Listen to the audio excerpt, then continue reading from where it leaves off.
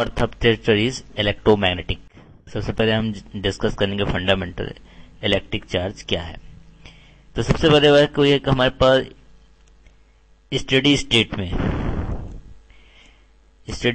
में यदि हमारे पास चार्ज है तो वो क्या प्रोड्यूस करेगा। सबसे बड़ी बात तो वो केवल उसके चारों तरफ इलेक्ट्रिक फील्ड होता है यदि चार्ज स्थिर है।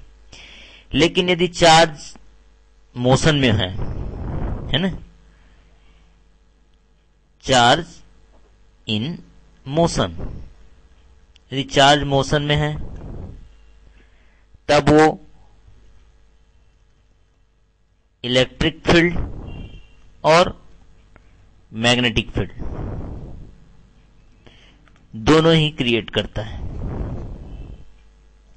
तो 1831 में जब साइंटिस्ट फेराडे थे, उन्होंने अपने एक्सपेरिमेंट में उन्होंने देखा कि यदि किसी कंडक्टर को यदि हम किसी भी एक वेरिएबल मैग्नेटिक फील्ड में रखते हैं, किसी भी वेरिएबल मैग्नेटिक फील्ड में रखेंगे कंडक्टर को, तो कंडक्टर में एक इंड्यूस इलेक्ट्रिक करंट क्रिएट हो जाती है।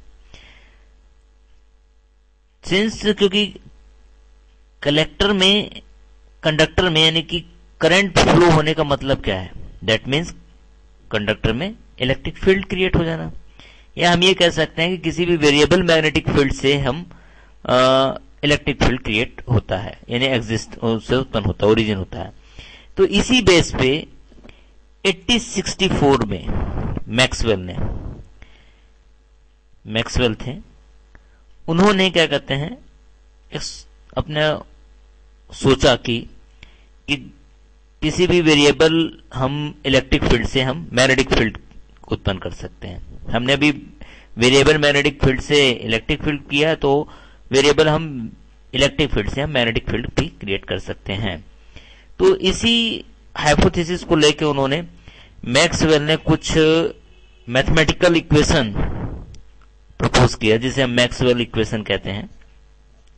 तो इन्हीं मैक्सवेल इक्वेशन के द्वारा हम जितने भी इलेक्ट्रोमैग्नेटिक जितने भी फिनोमेना है, हम उसको हम इजीली ढंग से हम वेरीफाई कर सकते हैं। तो मैक्सवेल के अनुसार क्या होता है कि यदि कोई एक मोशन में आवेश जो है रोटेट कर रहा हो, तो इससे जो है एक कंटिन्यूअस इलेक्ट्रोमैग्नेटिक एनर्जी मिलती रहती है। इसका कारण क्या है कि कोई भी घूमता हुआ जो आवेश है, आवेश का जो चार्ज की जो गति है वो एक्सेलरेट होती रहती है। तो एक एक्सेलरेट चार्ज के चारों ओर मैग्नेटिक फील्ड क्रिएट होता है, और जैसे जैसे चार्ज का जो है वेलोसिटी बढ़ेगी, और तो उससे क्या कहते हैं मैग्नेटिक फील्ड भी उससे समय के साथ वेरिएट करते जाएगा।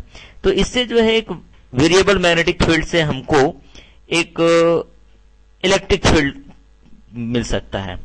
तो ये जो इलेक्ट्रिक फील्ड है टाइम के साथ वेरिएट होता है, बदलते रहता है। तो दोनों वेरिएबल क्षेत्र एक दूसरे के परपेंडिकुलर तथा वेव्स के डायरेक्शन के परपेंडिकुलर होते हैं, यानी दोनों के फील्डों की जो फ्रीक्वेंसी है और फेज समान होती है, यानी एक जैसी ही होती है। तो हम इससे स्पष्ट करते हैं कि यदि हम आवेश जो है मोशन में करता है, गति करता है, वाइब्रेट करता है, यानी कि दोलन करता है, तो वो एक विद्युत चुंबकीय तरंग इमिट करता है, यानी कि इलेक्ट्रोमैग्नेटिक एनर्जी को वो बाहर निकालता है, जिसमें कि जो उसकी फ्रीक्वेंसी और फेज एक दूसरे के परपेंडिकुलर होते हैं। यानी कि कहने का मतलब यह है कि विद्युत जो है इलेक्ट्रिक मैग्नेटिक वेव्स जो हैं वे वेव्स होती हैं जो एक दूसरे के परपेंडिकुलर प्लेन में इलेक्ट्रिक और मैग्नेटिक फील्ड के दोनों से ही मिलकर बनती हैं। तो ये जो होता है ऑसिलेशन, इस ऑसिलेशन को क्या बोलते हैं, ऑसिलेशन जो है वेव्स के दिशा के परपेंडिकुलर होती है। तो ये क्या कहते हैं इस ढंग से काम होता है। तो इसमें हमको सबसे पहले डिस्कस करना है कि इलेक्ट्रोमैग्नेटिक वेव इक्वेशन जो है